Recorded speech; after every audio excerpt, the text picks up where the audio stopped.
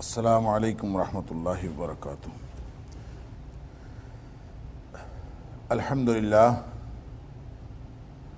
الحمدللہ وکفا وسلام علی عبادہ الذین اصطفیٰ۔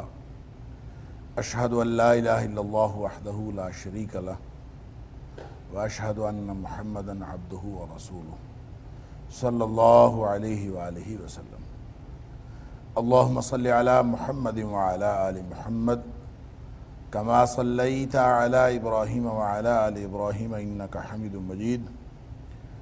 اللہم بارک علی محمد وعلی آل محمد کما بارکت علی ابراہیم وعلی آل ابراہیم انک حمید مجید۔ اما بعد فاعوذ باللہ السمیع العلیم من الشیطان الرجیم من ہمزہ ونفخہ ونفثہ۔ بسم اللہ الرحمن الرحیم۔ وَإِذَا سَمِعُوا مَا أُنزِلَ إِلَى الرَّسُولِ تَرَىٰ أَعْيُنَهُمْ تَفِيضُ مِنَ الدَّمْعِ مِمَّا عَرَفُوا مِنَ الْحَقِّ يَقُولُونَ رَبَّنَا آمَنَّا فَاكْتُبْنَا مَعَ الشَّاهِدِينَ وَمَا لَنَا لَا نُؤْمِنُ بِاللَّهِ وَمَا جَاءَنَا مِنَ الْحَقِّ وَنَطْمَعُ أَن يُدْخِلَنَا رَبُّنَا مَعَ الْقَوْمِ الصَّالِحِينَ۔ اور جب انہوں نے سنا ما انزل الی الرسول، جو کچھ رسول کریم صلی اللہ علیہ وسلم کی طرف نازل کیا گیا، ترا اعینہم، آپ دیکھتے ہیں ان کی آنکھوں کو، تفیض من الدمع، وہ بہہ پڑتی ہیں آنسوؤں سے، مما عرفوا من الحق، اس وجہ سے کہ جو انہوں نے حق کو پہچان لیا۔ یقولون ربنا آمنا فاکتبنا مع الشاہدین، اور وہ یہ دعائیں بھی کرتے ہیں کہ اے ہمارے رب، ہم ایمان لے آئے، تو ہمیں گواہی دینے والوں میں لکھ لے۔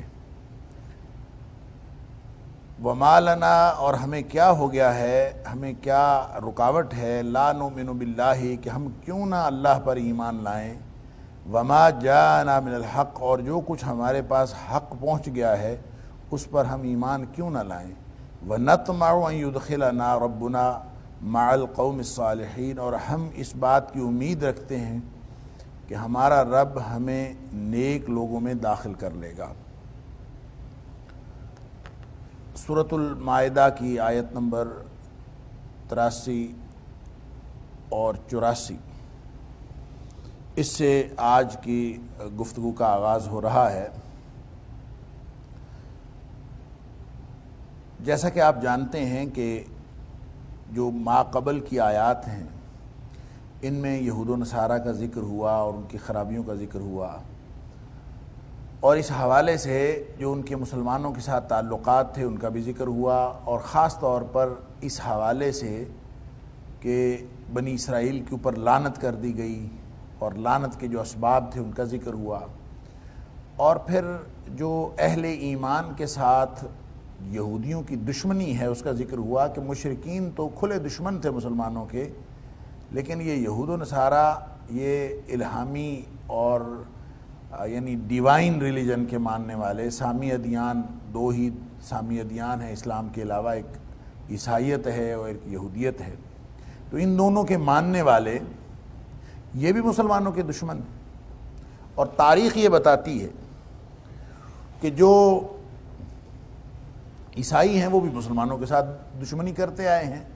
لیکن اللہ کا قرآن یہاں کہتا ہے کہ یہودی اور مشرکین زیادہ بڑے دشمن ہیں، جبکہ عیسائی اتنے بڑے دشمن نہیں ہیں۔ جبکہ ہماری تاریخ یہ بتاتی ہے کہ عیسائی تو لڑتے آئے ہیں، اور جو صلیبی جنگیں ہوئی ہیں 200 سال تک محیط، وہ ساری کی ساری عیسائیوں کے خلاف ہوئی ہیں، اور پھر اس کے بعد بھی آج تک مسلمان عیسائیوں کے ساتھ یہ جو صلیبی جنگیں ہوئی تھیں کروسیڈز، اس کے اثرات آج تک مسلمانوں کے اوپر بھی ہیں اور عیسائی دنیا کے اوپر بھی ہیں، اور یہ دشمنی جو ہے وہ کبھی ختم نہیں ہوئی اور آج تک مختلف قسم کی سازشوں کا حصہ ہے۔ اب اس اعتبار سے اگر ہم قرآن کا یہ بیان دیکھیں کہ اقربہم مودہ، کہ زیادہ جو دوستی میں زیادہ قریب ہیں وہ عیسائی ہیں، تو ہمیں یہ بڑا عجیب سا بیان لگتا ہے، اور تو اس کے بارے میں نے گزشتہ درس میں بھی عرض کیا تھا کہ یہ ایک تو اس کا تعلق اس امر واقعہ کے ساتھ ہے جو نبی اکرم صلی اللہ علیہ وسلم کے دور میں موجود تھا، کہ آپ کے دور میں مشرکین ظاہری دشمن تھے، یہود و نصارہ بظاہر اتنے بڑے دشمن نہیں تھے، لیکن حقیقتاً دل میں جو دشمنی رکھتے تھے اس اعتبار سے نبی اکرم صلی اللہ علیہ وسلم کو خبردار کیا جا رہا ہے کہ یہود بڑے دشمن ہیں، اور عملاً اس کا اظہار بھی ہوا۔ بحیرہ راہب جو تھا وہ عیسائی تھا، لیکن اس نے نبی پاک صلی اللہ علیہ وسلم کی تعریف بھی کی اور پہچانا بھی۔ ورقہ بن نوفل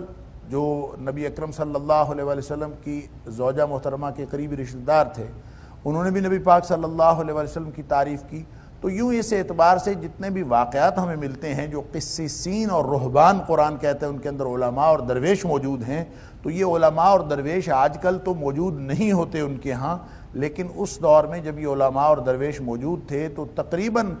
ہر عیسائی عالم اور ہر عیسائی درویش نے نبی اکرم صلی اللہ علیہ وسلم کی نبوت کا اعتراف کیا۔ ایک تو بات یہ امر واقعہ کے اعتبار سے۔ دوسرا یہ جو آیت نمبر 83 ہے جہاں سے آج کے سبق کا آغاز ہو رہا ہے، یہ آیت نمبر 83 ایک کردار کو واضح کرتی ہے، اور اس کردار کی ایک جو پرت ہے یا ایک جہت ہے وہ اللہ کریم نے اس سے ماقبل کی آیت میں بیان فرما دی کہ وَأَنَّهُمْ لَا يَسْتَكْبِرُونَ، کہ وہ تکبر نہیں کرتے۔ اب تکبر نہ کرنے کا مطلب یہ ہے، تکبر کرنے کا مطلب یہ ہے بطر الحق وغمط الناس، نبی پاک صلی اللہ علیہ وسلم کی بتائی ہوئی ڈیفینیشن کے مطابق کہ لوگوں کو حقیر سمجھنا اور حق کا انکار کر دینا۔ اور اللہ کا قرآن یہ کہہ رہا ہے کہ عیسائی بالعموم جو تکبر نہیں کرتے، تو جو عیسائی تکبر نہیں کرے گا یا جن میں قسیسین اور رہبان موجود ہوں گے جو تکبر نہ کرنے والے ہوں، یعنی جن عیسائیوں کے اندر حق کی قبولیت کا مادہ ہوگا وہی اقربہم مودہ ہوں گے، وہی دوستی میں قریب ترین ہوں گے۔ یہ ایسا نہیں ہے کہ یہ خاص طور یہ بالعموم ہر عیسائی کو کہہ دیا گیا ہے کہ مسلمانوں کا دوست ہے۔ مسلمانوں کے بہت سارے دشمن عیسائی ہیں اور ہماری تو تاریخ بھری پڑی ہے دشمنی کے ساتھ، لہٰذا جن کے اندر یہ خصوصیات ہوں گی جو قرآن نے بیان کی ہیں وہی ہیں جو اقربہم مودہ ہیں۔ تو ان میں سب سے پہلی خصوصیت تو یہ ہے کہ وہ تکبر نہیں کرتے، اور دوسری خصوصیت یہ ہے کہ فرمایا وَإِذَا سَمِعُوا مَا أُنزِلَ إِلَى الرَّسُولِ، اور جب بھی وہ سنتے ہیں جو کچھ نبی پاک صلی اللہ علیہ وسلم پر نازل ہوا، یعنی انہوں نے جب بھی سنا تَرَىٰ أَعْيُنَهُمْ تَفِيضُ مِنَ الدَّمْعِ، آپ دیکھتے ہیں کہ ان کی آنکھوں سے آنسو بہہ پڑتے ہیں۔ اب جس شخص کا قرآن سن کے اتنا دل نرم ہو جائے کہ وہ اس کی آنکھوں سے آنسو بہنے لگیں، تو وہ کافر کب رہ جاتا ہے؟ وہ عیسائی کب رہ جاتا ہے؟ وہ تو مسلمان ہو جاتا ہے۔ اور پھر آگے فرمایا کہ مما عرفوا من الحق، یہ صرف اس کے سوز و گداز جو پیدا ہوا ہے، یہ صرف اس کی کوئی ظاہری جو اس کا حسن ہے یا جو صوتی اثرات ہیں قرآن کے، صرف وہ سوچ کے یا سن کے ان کے آنسو بہنا نہیں شروع ہوئے، بلکہ انہوں نے حق کو پہچان لیا ہے۔ مما عرفوا من الحق، اب جو عیسائی حق کو پہچان لے اور اللہ کا قرآن سن کے اس کی آنکھوں سے آنسو بہہ پڑیں تو وہ عیسائی رہ ہی کب گیا۔ اب آگے سنیے، فرمایا کہ یقولون، پھر وہ کہتے ہیں اور وہ کہہ اٹھتے ہیں ربنا آمنا فاکتبنا مع الشاہدین، اے ہمارے رب ہم ایمان لے آئے، تو ہمیں گواہی دینے والوں میں لکھ لے۔ اب جو شخص یہ کہہ دے کہ اللہ ہمیں گواہی دینے والوں میں لکھ لے، ہم ایمان لے آئے، وہ عیسائی ہی کب رہ گیا۔ یہ ہیں اقربہم مودہ، اور یہ اصل میں اسپیسیفک لوگ ہیں۔ یا تو یہ میں نے عرض کیا تھا کہ نجاشی کے بارے میں یہ آیات نازل ہوئی ہیں، نجاشی ان کے ساتھیوں کے بارے میں، جب حضرت جعفر طیار نے، جعفر بن ابی طالب رضی اللہ تعالی عنہ نے نجاشی جو حبشہ کا وہ نجاشی جو اس وقت موجود تھا، اسحمہ نامی نجاشی، اس کے دربار میں جو آیات تلاوت کی تھی سورہ مریم کی، تو اس پر اس کے آنکھوں سے آنسو بہہ پڑے تھے۔ یا تو اس واقعے کی طرف اشارہ ہے یا پھر انہوں نے ایک ڈیلیگیشن بھیجا تھا، یعنی حبشہ کے ہی عیسائیوں کا ایک ڈیلیگیشن آیا تھا۔ یہ وفد نجران کے علاوہ ہے، جو نجران کے عیسائیوں کا وفد آیا ہے، جس کا ذکر سورہ آل عمران کی ابتدا میں ہوا، اور جن کو پھر مباہلہ کی دعوت بھی دی گئی آیت نمبر 61 سورہ آل عمران میں۔ یہ ایک الگ وفد ہے عیسائیوں کا جو نجران کے عیسائیوں کا آیا تھا۔ تو ایک حبشہ کے عیسائیوں کا وفد نجاشی نے بھیجا تھا۔ نجاشی تو مسلمان ہو چکا تھا، اور اس نے ایک وفد بھیجا تھا، اور جب مسلمان وہاں رہے ہیں تو ان کے یعنی حبشہ میں، ہجرت حبشہ کے بعد جب مسلمانوں نے وہاں پہ کچھ عرصہ قیام کیا تو ان کی تبلیغ اور دعوت سے بہت سارے لوگ مسلمان ہو چکے تھے۔ لہٰذا کہتے ہیں کہ وہ جو وفد آیا تھا نبی پاک صلی اللہ علیہ وسلم کی خدمت میں، اس میں 70 لوگ شامل تھے، اور 70 لوگوں میں سے اکثریت مسلمانوں کی تھی، لیکن ان میں کچھ عیسائی بھی تھے۔ انہوں نے جب قرآن سنا تو ان کی یہ حالت ہو گئی جس کو قرآن نے بیان کیا کہ وہ قرآن سن کر ان کی آنکھوں سے آنسو بہنے لگے، اور انہوں نے بھی ایمان کا اظہار کر دیا۔ اب جو شخص اس طرح کا کردار رکھے گا اس کے بارے میں قرآن نے کہا ہے اقربہم مودہ، کہ یہ لوگ جو ہیں مسلمانوں کے قریب ترین ہیں، وگرنہ عمومی طور پر سارے کے سارے عیسائی مسلمانوں کے لیے اقربہم مودہ ہیں، یہ قرآن نے نہ کہا ہے اور نہ ہی اس کا یہ مفہوم ہے، اور نہ ہی مسلمانوں کو یہ سمجھنا چاہیے۔ اب آگے سن لیجئے، وَمَا لَنَا لَا نُؤْمِنُ بِاللَّهِ وَمَا جَاءَنَا مِنَ الْحَقِّ، اور وہ یہ بھی کہہ اٹھتے ہیں کہ ہمیں کیا ہو گیا ہے، اب ہمیں کیا رکاوٹ ہے، یہ ہم کیوں نہ کریں، کیوں ہم اللہ پر ایمان نہ لائیں، کیونکہ ہم نے دیکھ لیا ہے، ہمیں سمجھ آ گئی ہے، وَمَا جَاءَنَا مِنَ الْحَقِّ، اور جو حق ہمارے پاس آ گیا ہے، اللہ کا دین حق ہم تک پہنچ گئے، ہم اس پر ایمان کیوں نہ لائیں۔ وَنَطْمَعُ، اور ہم یہ امید رکھتے ہیں، أَن يُدْخِلَنَا رَبُّنَا، کہ اللہ ہمیں ضرور داخل کرے گا، یہ کہ داخل کرے اللہ مع القوم الصالحین، نیک لوگوں میں ہمیں اللہ تعالیٰ داخل کر دے، ہم یہ امید رکھتے ہیں۔ بعض مفسرین نے لکھا ہے کہ نطمع یہاں بمعنی نؤمن کے ہے، کہ ہم اس بات پر ایمان رکھتے ہیں، ہمیں یہ یقین ہے، اور واو جو ہے یہاں پہ یہ حالیہ ہے، یعنی واو کا معنی ہوگا اس حال میں کہ ہم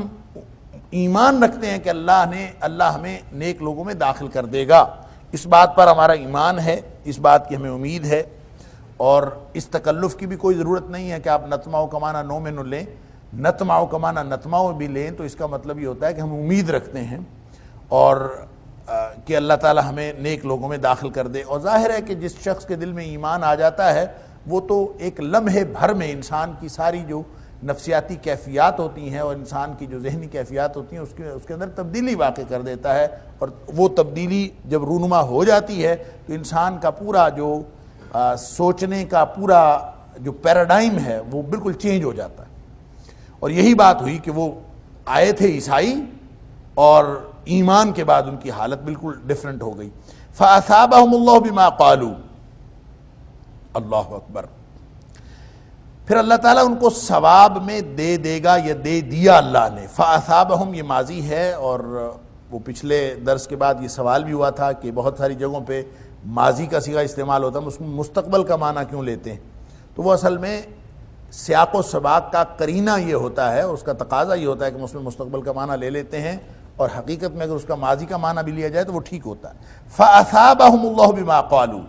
پس دے دیا بدلہ اللہ تعالیٰ نے جو انہوں نے کہا، یعنی اس کا بدلہ اللہ تعالیٰ نے دے دیا۔ اب ظاہر ہے ابھی تو نہیں دیا، اور بدلہ کیا ہے؟ جنات تجری من تحتها الانہار، اور وہ بدلہ ہے جنتیں جن کے نیچے نہریں جاری ہیں۔ اب ظاہر ہے کہ یہ تو ملے گا جب اس دنیا سے ہم جائیں گے، آخرت کا بدلہ ہے۔ فَأَثَابَهُمُ اللَّهُ یہ ماضی استعمال ہوا ہے، اور کسی مستقبل کے واقعے کے بارے میں جب ماضی کے صیغے میں بات کی جاتی ہے تو اس کا مطلب یہ ہوتا ہے کہ اس کا وقوع پذیر ہونا یقینی ہے۔ تو جس کا وقوع پذیر ہونا یقینی ہو اس کے بارے میں صیغہ ماضی کا استعمال کر لیا جاتا ہے۔ تو اللہ تعالیٰ ان کو بدلے میں دے دے گا، یعنی آپ لفظی طور پر یہ ترجمہ بھی کر سکتے ہیں کہ اللہ تعالیٰ نے دے دیے ان کو بدلے میں وہ باغات، وہ جنتیں جن کے نیچے نہریں جاری ہیں، خالدین فیہا، اس کے اندر ہمیشہ رہیں گے۔ وَذَلِكَ جَزَاءُ الْمُحْسِنِينَ، جو شخص بھی محسن ہوتا ہے اس کا بدلہ یہی ہوتا ہے۔ اور محسن کون ہوتا ہے؟ یہ بار بار بات آ چکی کہ محسن وہ ہوتا ہے جو بہتر سے بہتر کرتا رہتا ہے، اور بہتر سے بہتر کرنے کی اس اپنی سرگرمی میں اور اپنی اس کوشش میں کبھی وہ رکتا نہیں ہے، ہمیشہ بہتر سے بہتر کرتا رہتا ہے، وہ محسن ہوتا ہے۔ محسن وہ ہوتا ہے جو کبھی بھی اپنی نیکی پر مطمئن نہیں ہو جاتا، جو کبھی بھی اپنے نیک اعمال پر مطمئن نہیں ہو جاتا کہ میرے اعمال پورے ہو گئے ہیں، اب مجھے مزید کرنے کی ضرورت نہیں ہے، جو ہمیشہ بہتر سے بہتر کرتا رہتا ہے وہ محسن ہوتا ہے۔ عمومی معنی تو اس کا یہی ہے کہ نیکوکار، جو بھی کوئی نیکوکار ہوگا، نیکی کے کام کرتا ہے، اس کا بدلہ یہ ہے۔ حالانکہ محسن عام نیکی کرنے والے سے کہیں بہتر وہ محسن ہوتا ہے جو ہمیشہ اپنی ہر چیز اپنے اللہ کے سپرد کر دیتا ہے، اور اس کوشش میں اور اس تگ و دو میں لگا رہتا ہے کہ میرا اللہ مجھ سے راضی ہو جائے اور میں بہتر سے بہتر اللہ تعالیٰ کے قرب حاصل کروں۔ والذین کفروا وکذبوا بآیاتنا اولئک اصحاب الجحیم، اور جو لوگ کافر ہو گئے اور انہوں نے ہماری آیتوں کی تکذیب کی، اولئک اصحاب الجحیم، وہ تو جہنم والے ہیں۔ لہٰذا یہ جو تقسیم ہے، یہ والا کردار رکھنا، ایمان والے عیسائی، جو عیسائی ایمان لے آتے ہیں اور جو عیسائی کافر رہتے ہیں، ان دونوں کا فرق کبھی بھی آپ ان دونوں کو ایک نہ سمجھیں، یہ ہمیشہ مختلف ہیں۔ والذین کفروا وکذبوا بآیاتنا اولئک اصحاب الجحیم، جو لوگ کافر ہوئے اور ہماری آیتوں کو جھٹلایا وہ تو جہنم والے ہیں، اور جو لوگ جن کو اقربہم مودہ کہا گیا ہے یہ جنت والے ہیں۔ لہٰذا ان دونوں میں یہ فرق کبھی بھی آپ کے ذہنوں میں محو نہیں ہونا چاہیے۔ یا ایھا الذین آمنوا، اے